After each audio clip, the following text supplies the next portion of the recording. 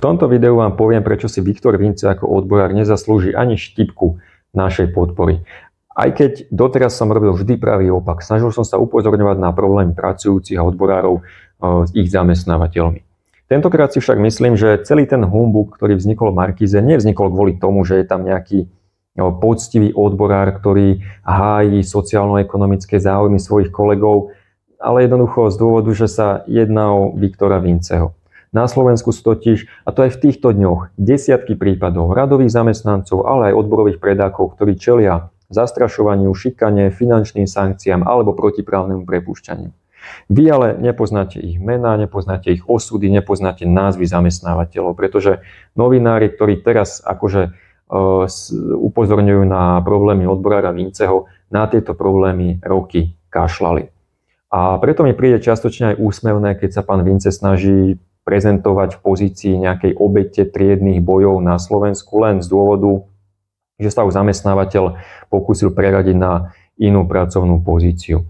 Milý pán Vince, ja vám teraz poviem niekoľko skúseností skutočných odborárov zo skutočného zastrašovania pre skutočnú odborárskú činnosť, nie pre politický aktivizmus. Skúste si predstaviť situáciu, že vám zamestnávateľ zamedzí prístup na pracovisko ako predsedovi odborov a povie, môžeš sem prísť, ale len keď sa nahlásiš vopred s konkrétnym termínom, s konkrétnou trasou pohybu a budeš sa tu pohybovať v súlade s tou trasou a s 2 gorilami zo súkromnej SBS-ky za zadkom, vrátane návštev toalety. Neveríte? Toto sa skutočne stalo v jednej slovenskej fabrike len nedávno. Alebo druhý prípad. Skúste si predstaviť, že sa rozhodne váš zamestnávateľ vyhľadovať vás a vašu rodinu, keďže nie ste hviezda televízneho spravodajstva s nadštandardným príjmom, ale ste len obyčajný šofér autobusu. A cez rôzne finančné sankcie sa dostanete príjmovo na úroveň zhruba 2/3 minimálnej mzdy. Alebo tretí príklad.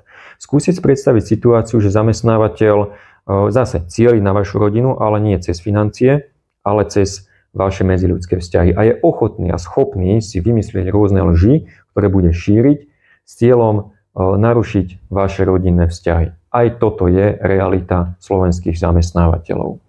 A preto si myslím, že je do veľkej miery aj hlúposť to, čo napísala redaktorka Aktualít pani Kelleová, ktorá je mimochodom aktuálne jednou z tvári kampane tohto portálu, ktorá napísala, že pokiaľ by sa to dialo u iného zamestnávateľa, tak by Markíza o tom natočila srdcervúcu reportáž. Nenatočila.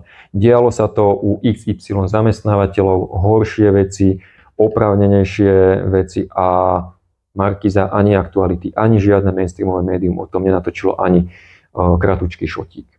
A ja poviem ešte jednu poznámku, pretože si myslím, že príčinou týchto problémov nie je odborárska činnosť, ale politický aktivizmus vybraných redaktorov v Markíze. Jednoducho v istom čase si skupinka redaktorov povedala, že chcú ovplyvňovať obsah spravodajstva.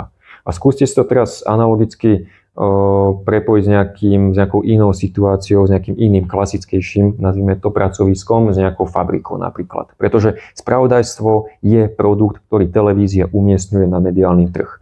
A skúsme si teraz predstaviť, obuvnícku fabriku, kde sa niekoľko zamestnancov, 3, 5 alebo 10 rozhodnú, že tá doterajšia výroba nie je správna, čo treba zmeniť.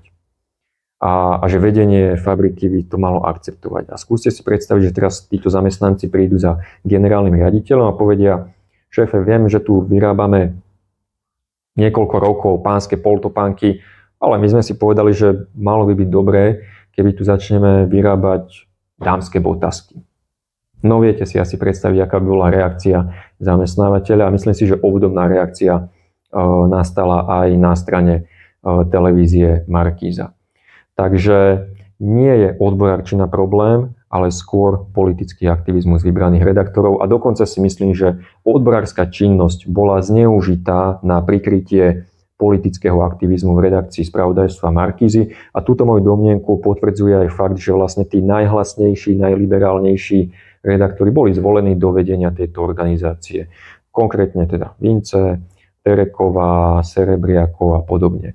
A hovorím to preto, lebo keď ste vo vedení odborovej organizácie, tak vás zamestnávateľ nemôže prepustiť inak len so súhlasom tej odborovej organizácie, ktorú vediete. Ak by vás prepustil, tak to spraví protiprávne. Samozrejme, títo redaktori by mali v takomto prípade obrovskú mediálnu výhodu, ale bežný človek, bežný zamestnanec dopravnej spoločnosti alebo obuvníckej fabriky si môže len premyslieť a zvážiť, či sa pustiť do boja s veternými mlynmi alebo nie. Lebo za bežného človeka, za bežného poctivého pracujúceho človeka sa tu nepostaví žiadna hospodárová, žiadny tribulá, žiadny opozičný poslanec a ako sme si už dokázali v predchádzajúcich minútach, ani žiadne mainstreamové médium.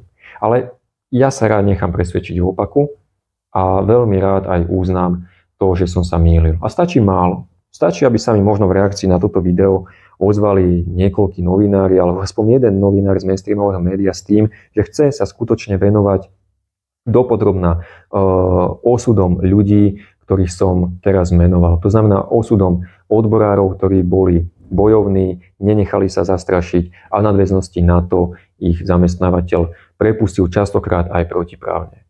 A pokiaľ sa začnú aspoň niektorí novinári z mainstreamu zaujímať o tieto osudy, ja budem len rád.